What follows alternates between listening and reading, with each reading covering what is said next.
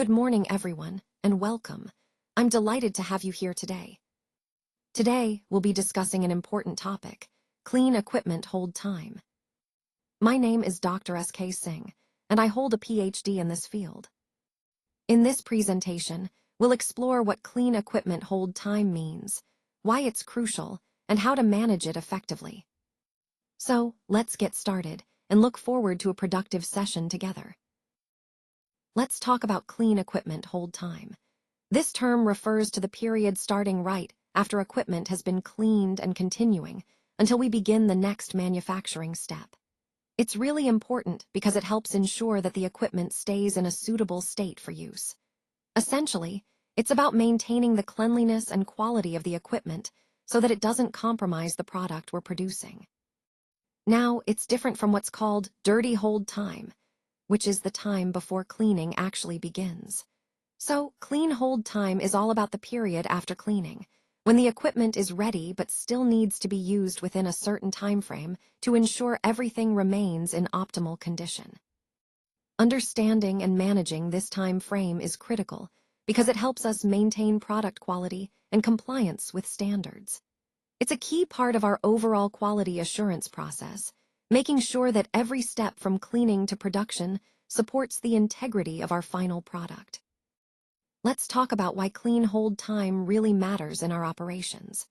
First, when it comes to quality and product safety, maintaining proper cleaning practices helps prevent microbial recontamination and the buildup of particulates during those idle periods. This is crucial because even when equipment isn't actively in use, we want to ensure it remains safe and clean for the next production cycle. Additionally, it guarantees that our equipment is in a validated condition when we reuse it, which supports consistent product quality. Moving on to operational planning, understanding the right clean hold time helps us schedule production and cleaning more efficiently. It allows us to avoid unnecessary recleaning, saving time and resources, and keeping the process smooth. And from a regulatory standpoint, it's important to remember that regulators expect us to have scientifically justified limits. They don't look kindly on arbitrary timeframes.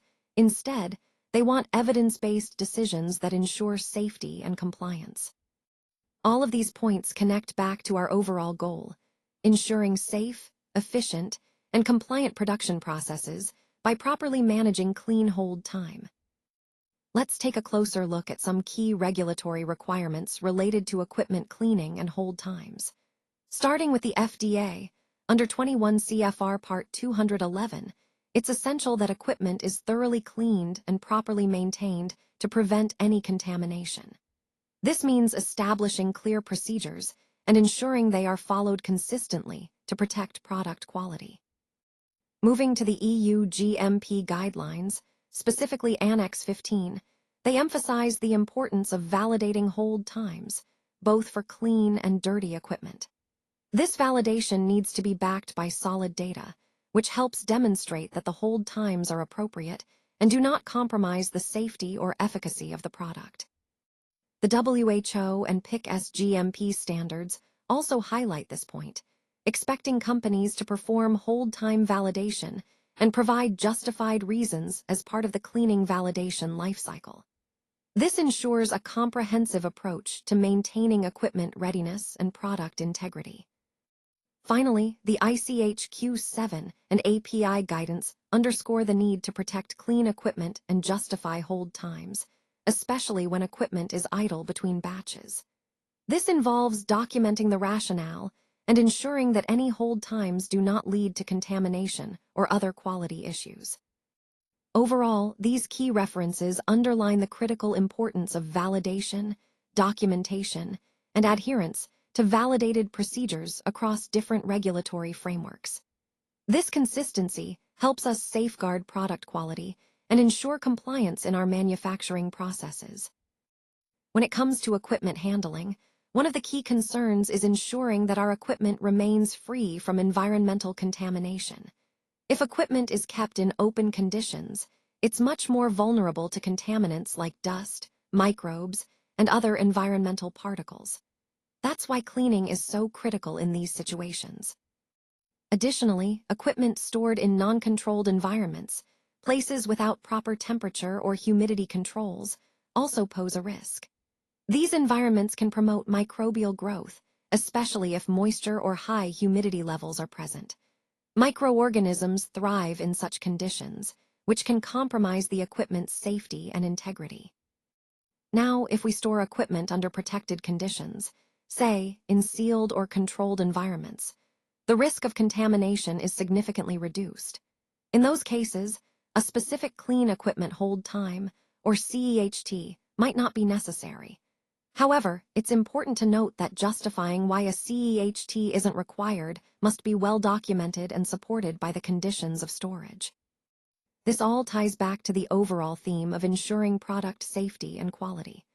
Proper storage and handling help us control contamination risks, and understanding when and why to establish a CEHT is a crucial part of that process. Let's go over the key elements of the hold time study. First, regarding the study setup, it's essential to always clean and dry the equipment thoroughly, following the standard procedures to ensure consistency and reliability. Once cleaned, store the equipment under typical manufacturing conditions so that it accurately reflects real-world scenarios. When it comes to sampling intervals, we typically take samples at specific time points, such as 0 hours, 4 hours, 8 hours, 24 hours, and so on. Of course, these intervals can be expanded based on the level of risk or specific process requirements. The goal is to capture how microbial load or residue presence might change over time. For testing, we perform swabs to assess microbial enumeration and check for any residue presence. It's crucial to use validated analytical methods, like TOC for total organic carbon or microbiology techniques, to ensure accuracy and reproducibility. Overall, these key elements, proper setup, strategic sampling intervals, and validated testing methods, are fundamental to understanding and controlling hold times effectively. They help us ensure product safety and quality throughout the manufacturing process. Now, let's talk about the criteria that we need to set beforehand and ensure they're scientifically justified. First, microbial limits are essential, such as CFU per swab, to quantify the level of microbial contamination. It's important that these limits are established based on validated data. Next, we have chemical residues, which should be kept at or below the MACO or target levels to ensure safety and compliance. Finally, a visual cleanliness standard is crucial.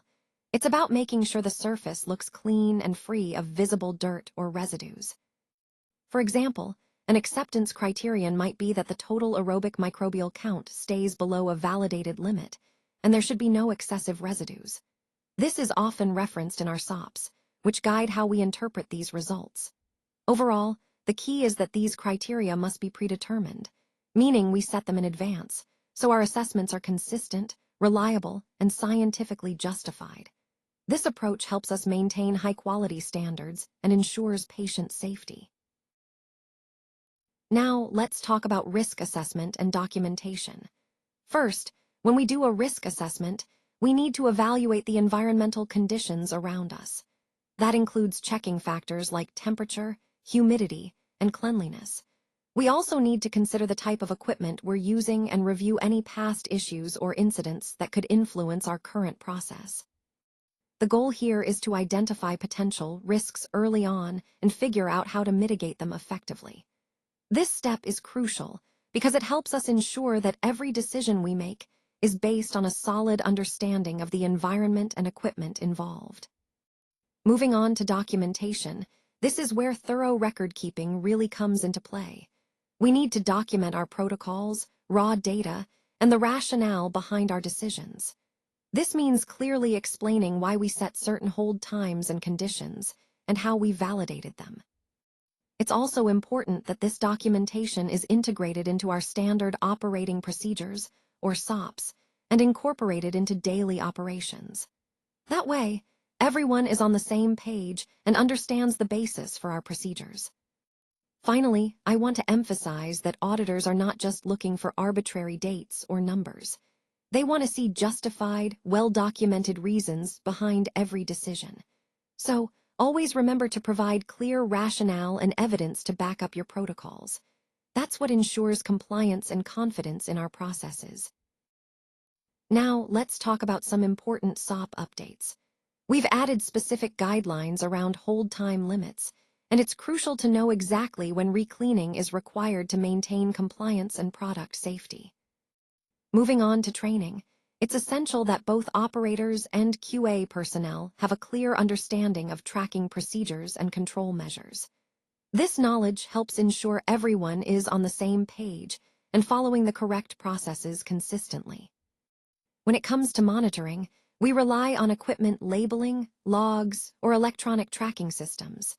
These tools are vital for making sure that hold times are observed accurately. Remember, non-compliance with these protocols could lead to audit observations, which we definitely want to avoid. Finally, implementing these practices in line with GMP is key. By following these updated procedures, we strengthen our overall quality system and ensure we're adhering to the highest standards of manufacturing. Now, let's talk about clean equipment hold time.